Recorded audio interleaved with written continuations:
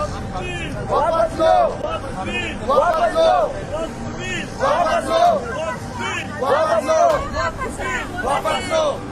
आज एसडीपीआई मेरे पास पर्चे हैं, मैं गृह मंत्री को सौंपूंगा और आपको भी दूंगा।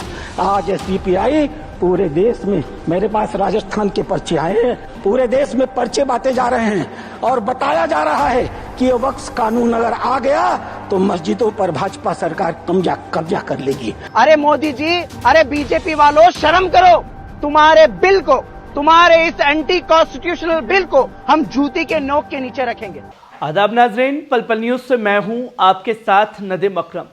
वक्फ अमेंडमेंट बिल को लेकर के देश में एक जबरदस्त उबाल देखने को मिल रहा है, जहां तमाम राजनीतिक पार्टियां पार्लियामेंट के अंदर अपनी आवाज को उठा करके खामोश बैठ गई हैं, तो वहीं एक ऐसी पार्टी जिसका ना एमपी है, बिना एमपी के होते हुए भी भारतीय जनता पार्टी में उस पार्टी का खौफ नजर आया है। और मैं बात कर रहा हूं social democratic party of India की, जिसका जिक्र पार्लियामेंट के अंदर किया गया है और किस तरीके से एसडीपीआई का जिक्र हुआ, पहले इस बयान पर नजर डालिए। एसडीपीआई, आज एसडीपीआई मेरे पास पर्चे हैं, मैं गृह मंत्री को सौंपूंगा और आपको भी दूंगा। आज एसडीपीआई पूरे देश में, मेरे पास राजस्थान के पर्चे आए हैं, पूरे देश में पर्चे बांटे जा रहे हैं और बताया जा रहा है कि ये वक्फ कानून अगर आ गया तो मस्जिदों पर भाजपा सरकार कब्जा कर लेगी। आखिर क्यों? लेकिन ये लोग भूल गए, नरेंद्र मोदी किसी और मिट्टी के बने हुए हैं। आपके विरोध से वो डरने वाले नहीं थे। आपने सुना बीजेपी सांसद डॉक्टर राधा मोहन अग्रवाल को, जिन्होंने एसडीपीआई के बारे में बताया, और ठीक गृह मंत्री अमित शाह, किरण रिजिजू और तमाम आला कमान नेता बैठे हुए थे।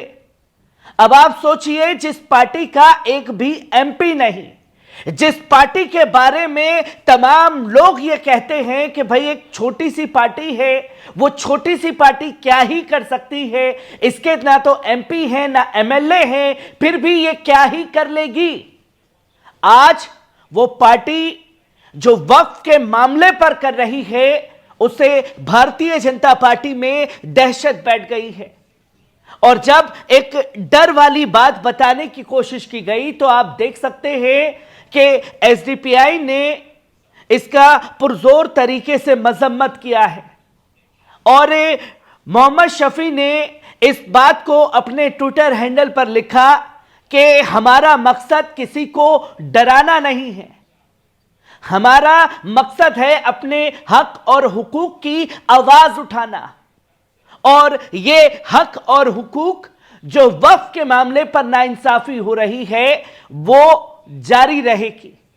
जहां खुल करके एसडीपीआई की तरफ से इस बात का भी ऐलान कर दिया गया, और अब यह तो उठी पार्लियामेंट में आवाज, और पार्लियामेंट के साथ साथ सड़कों पर भी, जहां तमाम राजनीतिक पार्टियों को मुसलमानों के साथ हो रही इस नाइंसाफी के लिए सड़कों पर उतरना था, जब तमाम राजनीतिक पार्टियों के बड़े बड़े लीडर ये कहते हुए नजर आते हैं कि साहब मैं इस पर बोलने के लिए इच्छुक नहीं हूं, वो तमाम बड़ी बड़ी राजनीतिक पार्टियां जिसे मुसलमान साफ तौर पर कहते हैं कि भाई हमारी आवाज यही बुलंद कर सकते हैं, और जब social democratic party of India के कोई उम्मीदवार चुनावी मैदान में उतरते हैं तो कहा जाता है कि यह वक्त नहीं है, वक्त के हालात को समझते हुए हम फला पार्टी को सपोर्ट करेंगे।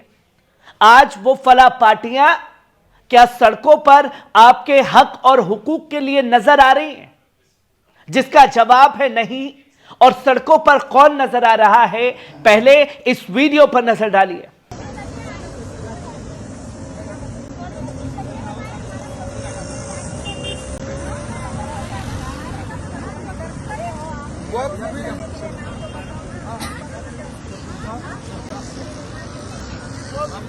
वापस लो, वापस लो, वापस लो, वापस लो, वापस लो।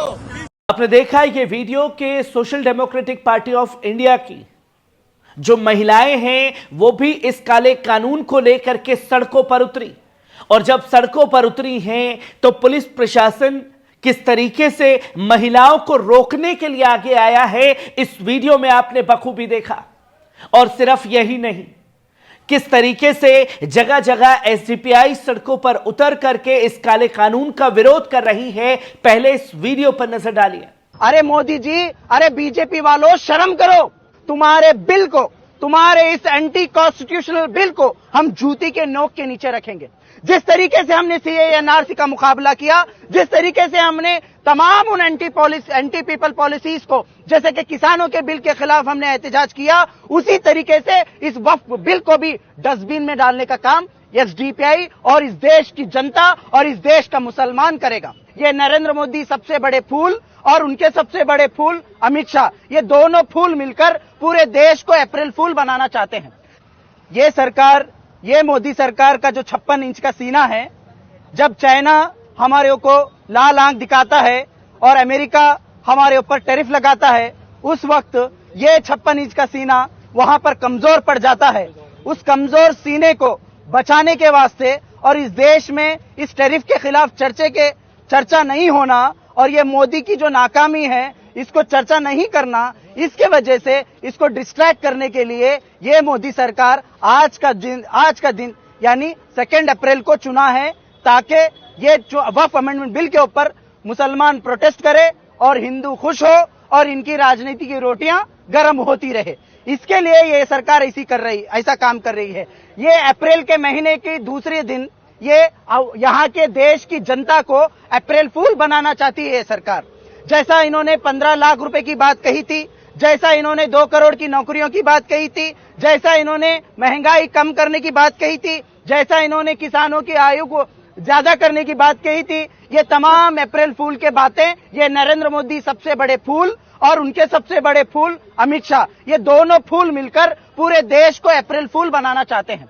लेकिन हम यहाँ पर social democratic party of India SDPI, आज ये जो पार्लियामेंट में बिल पेश किया गया है, हो सकता है ये बिल पास भी हो जाए, लेकिन हम यहाँ पर ये एहतजाज करके कह रहे हैं इस बिल को हम नहीं मानते और नहीं एक्सेप्ट करेंगे। ये सरकार कह रही है कि हम मुसलमानों का भला करना चाहते हैं। अरे हंसी आ रही है मुझे, मुसलमानों का भला, वो भी शैतान के मुंह से, बीजेपी जैसी पार्टी से। मैं पूछना चाहता हूं, मुसलमानों की इतना चिंता क्यों कर रहे हैं आप? मुसलमानों की चिंता क्यों हो रही है आपको? आपको चिंता करना चाहिए हिंदुओं की। आप बात करते हैं हिंदू सम्राट होने की, तो क्यों हमारे हिंदू भाई बहनों के लिए काम नहीं करते आप? वो भी हमारे इस देश के भाई बहन हैं। चलिए हम महंगाई सह लेंगे क्योंकि हमें आज है कल नहीं है, लेकिन आपको तो 7 जन्मों तक यहां पर रहना है। तो आपको सोचना चाहिए कि पेट्रोल का रेट कितना है, एलपीजी का रेट कितना है। अरे आरबीआई का, रिजर्व बैंक ऑफ इंडिया का डाटा है 87% लोग, औरतें अपना मंगलसूत्र और गोल्ड गिरवी रखकर आज अपना घर चला रही है। ये सरकार का डाटा है। अरे शर्म आना चाहिए नरेंद्र मोदी जी। हमारे हिंदू मां बहनों का मंगलसूत्र आज आरबीआई डाटा कह रहा है 87% से ज्यादा गोल्ड लोन ले रहे हैं। आप उनकी चिंता नहीं कर रहे, आप किसकी चिंता कर रहे हैं? अरे मुसलमान औरतों की ट्रिपल तलाक की बात आप कर रहे हैं। अरे क्यों है भाई चिंता आपको? अगर इतनी ही चिंता है और ये कह रहे हैं इस बिल के तहत कि ये डोनेट वक्फ वही करेगा जो 5 साल तक नमाज पढ़ेगा और 5 साल तक अच्छी इबादत करेगा। अरे कैसे बेवकूफाना बिल है। क्या आप हर मस्जिद में, हर घर में कैमरा लगाकर मुसलमान 5 वक्त की नमाज पढ़ रहा नहीं पढ़ रहा चेक करेंगे?